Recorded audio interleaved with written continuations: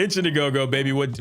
No, Rady, no, not coming. The coming down of players. That's a crazy way to start the video off too. No, that's not what I mean. I'm saying, screw my regular intro. What I was gonna say was, and I was talking to my Twitch chat about this, but like now we're talking about the coming of players, or whatever the f he said, the coming down of players, right? Anyway, my whole thing is that I feel like the tribalism in the Zenless space in particular, which obviously before, you know, prefacing this, yes, this is a thing that exists in all of the gacha space, but I make Zenless content. As of this current moment in time, I am addressing the Zenless as of this current moment in time. So I don't really care about what happens in the Genshin space or the Wuthering space or the Starro space or the PGR space or Stellasaur or anything of the sort, right? So if you're gonna come in the comments and be like, well, how come you're only talking about Zenless as if the other blank gacha game doesn't do this thing? I don't care. I'm only talking about Zenless because I really do care about the community, right? So here's my thing. I feel like the tribalism in the space has gotten to a point where the bare bones way of me saying this is that it's bad, not good, obviously. But the more extensive way that I kind of want to describe this is that it feels like we have our favorite creators, which is fine. I don't really see an issue with that, to be fair, right? Having your favorites. But then we get into this weird that's not a word. We're selecting who and who we don't support while also bitching about the content we don't have. My issue with that, and I guess maybe an example would be like, hey, Zenless is, and that's a great thing that we're going to talk about too. We're going to watch the 2.4 like sum up here in a bit. Most of us have looked into or heard about 2.5. We've seen it. I made a video on it, right? So let's just kind of break that down a little bit. 2.5 is basically a reintroduction into what Zenless Zone Zero is supposed to be.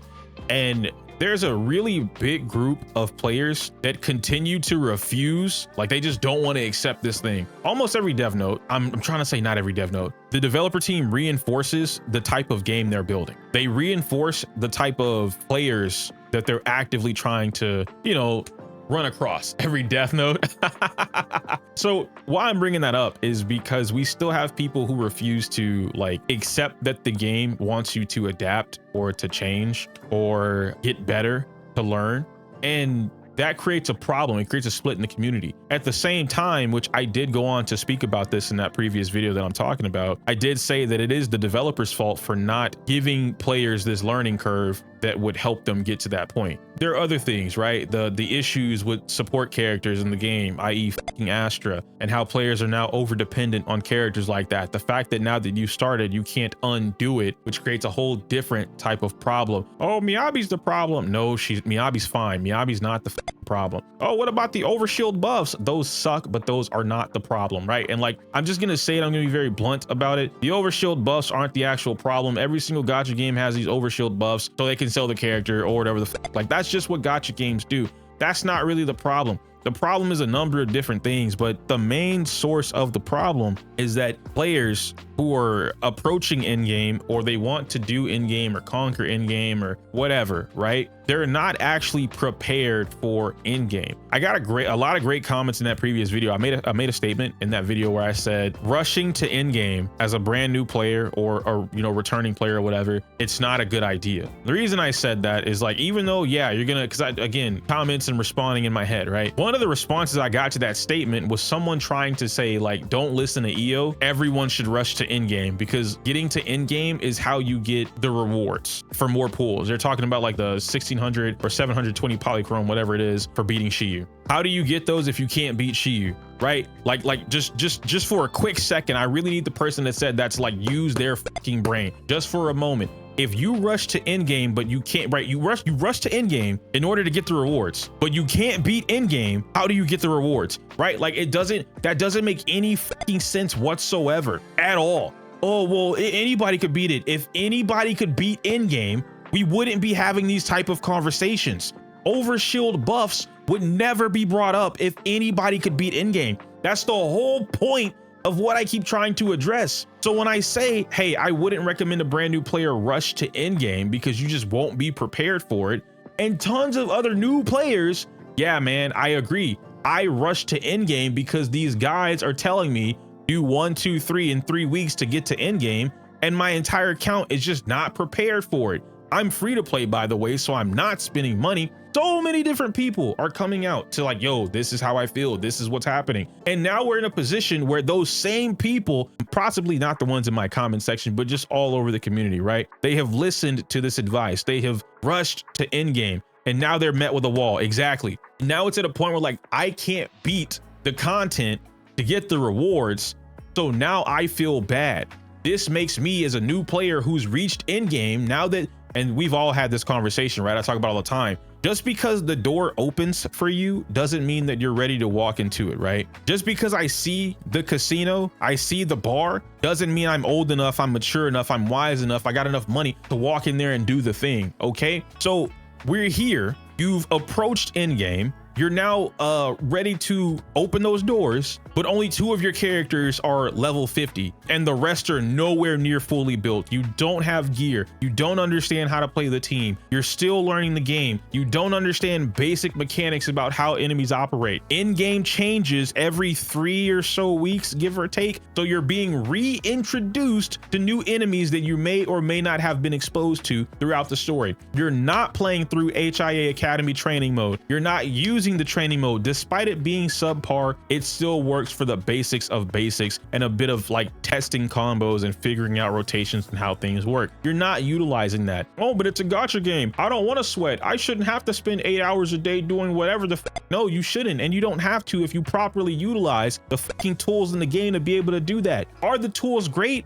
No, but they're better than other games because the other games don't even have these tools. So you should use the tools to your advantage as best as possible. I don't want to do that. Okay, well then figure out how to play endgame and beat it on your own. Well, I should just spend money or pull the latest character. That is also an option. Yes, I'm never going to refute that. Pulling the newest character with the overshield buff that gives them like over 50% of a performance, a damage performance or a support performance. Yes, that is an answer. How long can you keep that up without spending money? You see how you're always going to be met with this wall. So when I talk about, and this is where the video is, I know we've been talking for like almost 10 minutes, right? But this is the title of the video is now finally being addressed. I'm bad YouTuber, my bad. The dumbing down of players is possibly the worst thing the community has dealt with ever. And I think this is predominantly like an entire gacha space thing, but I don't care about the other spaces right now. When I start like digging into Wuthering Waves asshole, I'll care about Wuwa. When I start relearning Genshin, I'll care about Genshin. As of right now, I'm only talking about Zenless Zone Zero. The dumbing down of the player base has created the worst fucking issue because you have the players who are so like, not even just myself.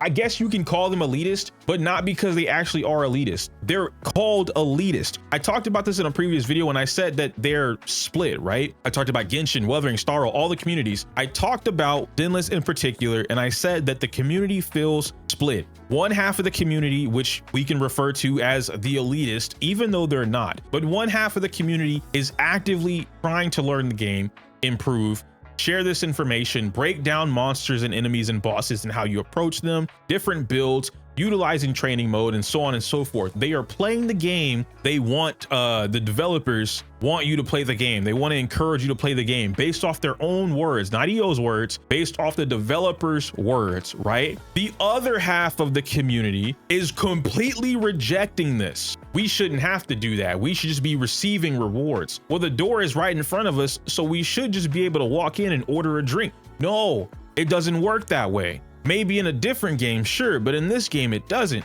So now this brings me to my point of 2.5. Why I brought up 2.5 earlier. 2.5 is completely revamping the Shiyu defense, I believe. I'm not going to talk about everything because that probably is leaked territory. I don't remember everything the 2.5's dev notes talked about, but I do know that they're revamping, they're adding multiplayer, different game modes, so on and so forth. And we don't really know what the new multiplayer modes are. So let's just put it on the table. It may or may not be one in-game mode, one not in-game mode, a bunch of fun modes. We don't know. The point being is that they are introducing things that a lot of the community has been asking for. That probably means new disc drives are also coming. Obviously, new characters are coming. Slight meta shift might be coming. All the usual things that happen with an endgame might be happening. But if they're revamping some parts of endgame to work completely differently, that's either good or bad. Never really bad, to be fair. But when I say good or bad, I mean good or bad because if the current player base isn't ready for this new change, if it's not easier, right? Like if the new change, quote unquote, to in-game doesn't become easier so that players can just go back to closing their eyes, jacking off and clearing content, then it will be considered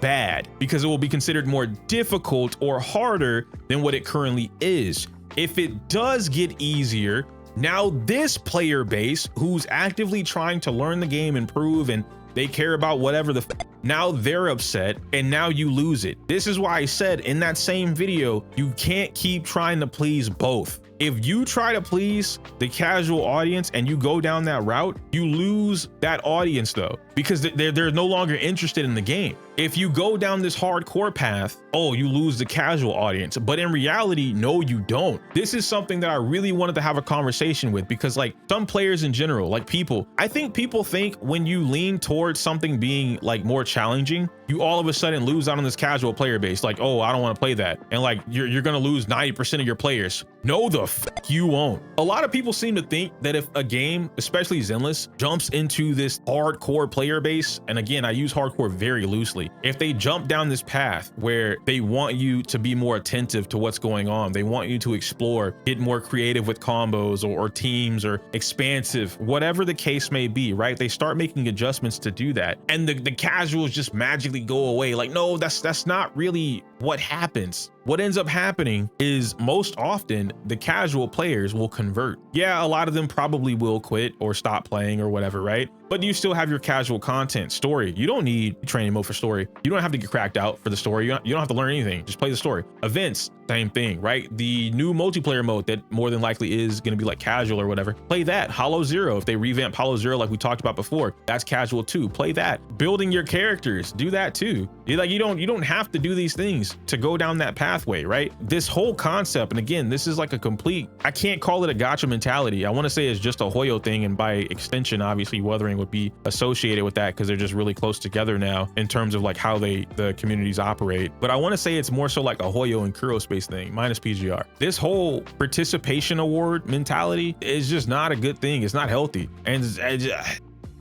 if they take that route with 2.5 and the game gets more challenging, then we've also dumbed down the player base. Dumbing down the player base isn't something that happens exclusively in the Hoyo space. I was just talking about Chaos Zero Nightmare in like a previous video. We were on stream that I was talking about it, right? So same stream. This is something that happens in all of the gacha communities where you take, I'm gonna use Pride1 for example, just real quick. This isn't shade to Pride1. I just wanna use them because everyone knows what Pride1 is, right? So when we have a website like Pride1 and they oversimplify information because their job is to put out this information in a very straightforward, usual, simple manner so that everybody can understand, but more predominantly so that the casual or average player can understand these things, make decisions, and then move accordingly for whatever they need in their account. The issue when you do that with certain games that require a lot of thought and player experience is you've dumbed down their ability or incentive to learn the fucking game. Chaos Zero Nightmare and Zenless Zone Zero are perfect examples of that, right? And yeah, I do happen to play the fuck out of both of these games, which is why I have so much experience in talking about it, because I see it happen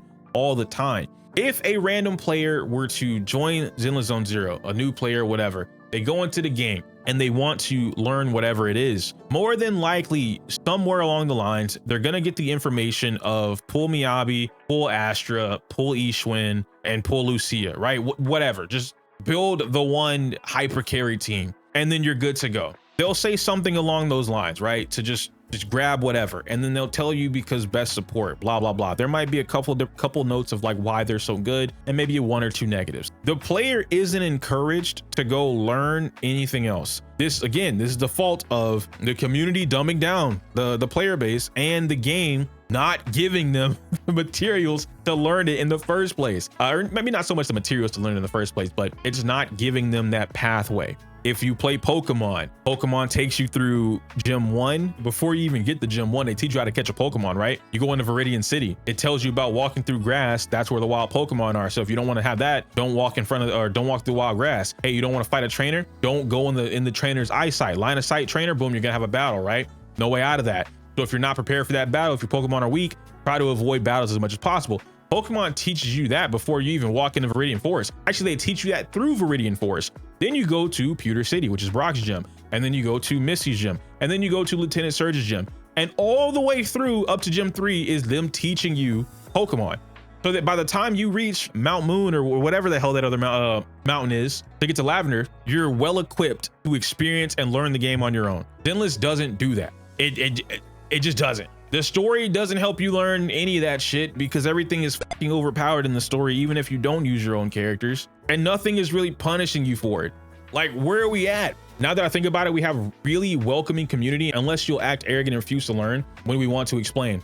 I do need clarification on this. So when I say this, I don't want anyone to take this as a definitive because I'm not doing more looking into stuff that I don't really care to watch. I'm not a fan of watching new people or players or whatever get into Zenless Zone Zero. The reason I don't like it is because, sponsored or not, it always feels like there's an agenda behind them getting into the game or trying the game. It always feels that way. That might not be the case, but it just feels that way. Now, one person that I was very surprised by, there might actually be two, but one is on the top of my head right now. One that I was very surprised by was Flats. Now, I used to watch Flats for like Overwatch stuff, and right now I watch a lot of Flats for like Rivals. He recently picked up Zenless Zone Zero this year, and I'm pretty sure originally it was a sponsorship, but then after that, he just like really enjoyed it. Flats playing the game is like a casual player, an average player, but actively learning what's good, what's not good, what he likes, what he doesn't want to play, how it operates. That's what I think the average player should go through, right? Like that experience. His chat, for the most part, is his chat. So some of them may or may not play Zenless. They might have picked it up with him. So they're teaching and telling him things that they might have picked up or learned.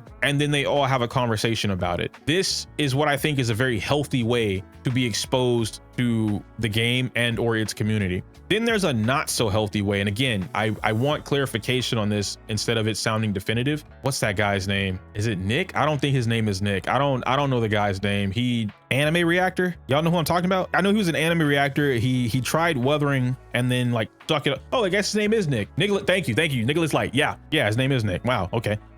So him, when he played Zenless, to my understanding, he was completely put off, not because of the game, but because of the community. He said the community was like telling him what to do and he didn't like it and they were super elitist and whatever. Now, this might have happened in a string of streams, right? Like maybe 1 or 2 streams, but I distinctly remember going back to watch that entire VOD just to see what was going on. Cause I was like, I can't believe that no way that happened, right? I went back to watch the entire VOD and he got one guide. I don't even like using that term. He legit had one person telling him what he should do as their advice, and he lost it, just could not stand it, wanted no help whatsoever, blah, blah, blah, blah, blah. Now, that wasn't the same experience that he had with Wuthering, even though the same things happened, right? When he played Wuthering, so many people were telling him this, that, and the third, what to do, where to go, what he should do, what he should pull, right? And he completely was fine with that. And this isn't really like a shot to him. Like, I don't care for that or anything like that. Like, this isn't a shot to him. It's his stream. He can do whatever he wants, right? I'm bringing this up to kind of point out the fact that when I said it always feels like there's an agenda behind something, that's kind of the stuff that I mean.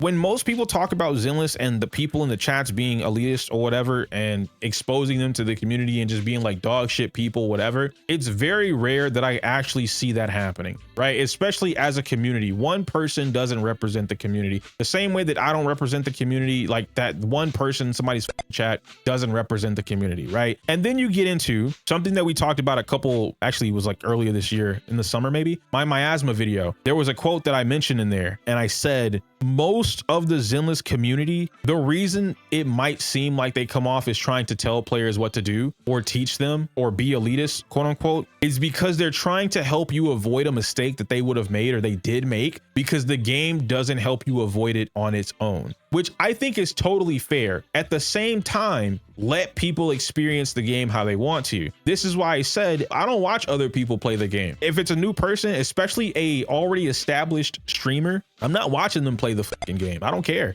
I'll see you play the game after the fact when I don't have to see anything live. You know what I mean? How was your experience? Make a 10-minute video on your experience. Oh, cool, that sucks. Or oh, cool, that's awesome. And then I move on with my day. I'm not watching somebody like get into the game because it's never a good thing to see people making these mistakes and then immediately bitching about it. That's my big thing, is like, if you make a mistake and you feel like you can go back, right, reset the game, whatever, cool. But in a gacha game, it's very hard to do that. You know, oh man, I did this thing and I shouldn't have done that. Why didn't anyone tell me? Well, because you banned the last guy that told you to do something. So like, no one's going to tell you anything. Oh, this game sucks. Delete, uninstall. That's your prerogative. You can do that. It's just not my cup of tea to experience something like that. I don't think it's helpful. What I do think is helpful though, is laying out these videos for players. You know, hey, you can do this with this type of character. You can do this with this type of team. You can look into the game and like build this, right? Just letting the player know that they can think for themselves and come out with results. That's my whole thing. But when we take that away, that's what I feel like creates the massive problem. Like as a whole, I don't offer anybody any advice unless they ask it to me. Obviously outside of me making the video, right? Like I'm just like, hey, I make videos. Outside of me making the video, if somebody's playing the game, I'm not walking up to them. Oh, wow, I see you're playing Zenless Zone Zero.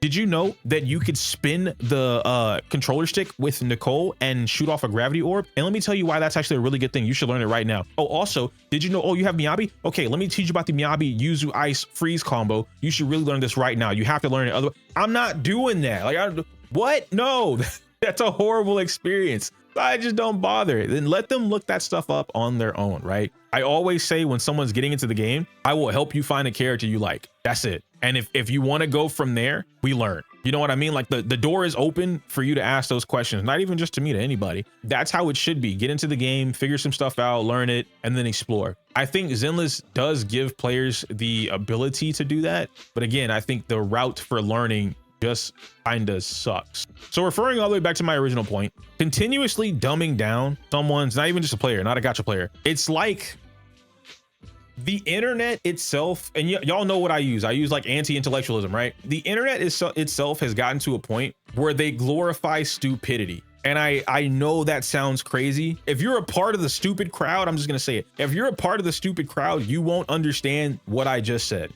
It'll go in one ear and out the other, right? The internet has gotten to a point where they glorify stupidity. What does that mean? And then I'll end the video off with that, right? Glorifying stupidity means that the more you act dumb, the more you act like you know something and you really don't, the more you demonize learning, you're rewarded for it. Look at how many times somebody can spout nonsense, be corrected, or given that information to learn, and then they double down with like, I don't want to learn that. Nope, I'm right. Like, I'm not learning that at all, right? So many people on the internet do that, especially in politics. Sources don't matter. Research doesn't matter. You got motherfuckers arguing. You have people arguing with literal degree holders, master's degree holders, PhDs, people that have studied that particular subject. And you got random bozo on the internet arguing with them. I saw 3 YouTube videos and watched my favorite political streamer talk about this particular subject. And you're wrong, because here's the information that they told me, even though I can clearly see that is your profession. You need to go back to school. What? Are we serious? Honestly, people be getting away with the dumbest takes and you'd show them hard proof and they'd still be like, nah, I'm right. Yeah, I'm saying, dog, you know what? Oh, I thoma, bro. I'm telling you, it's just so. And I think the gacha space is like very limited in how they think, right? Like the way, or their view, that's a better way to say that. I think they're very limited in what they absorb and what they think exists outside of the space, right? Because when you have a situation like that where it's like, hey, bro, here's hard evidence this thing is wrong. I don't believe. I pretend I do not see it. What do you mean by that, right? That's just not how that works at all. Hey, the reason that your PC blew up is because overheating and whatever the fuck. Here's actual evidence. Your computer telling you it overheated and blew the fuck up. Nope. It was Zenless. Zenless blew my PC up. I'm sorry, what? How did you come to that conclusion? How did we get here? Hey man, sales matter. Sales, the free-to-play matter in the game. They make the money. Free-to-plays make money for gacha games. Without the free-to-plays, there would be no gacha game. Where did you get that? Where's your source? How do you know this information? How are free-to-play supporting the game? Here's evidence of players being primarily free-to-play with a low-budget company, cough, cough, Tribe 9, and then EOSing, failing immediately. So if free-to-players are keeping up these games, how did that happen? Well, Tribe 9 just sucked. Tribe 9 is better than most gacha games.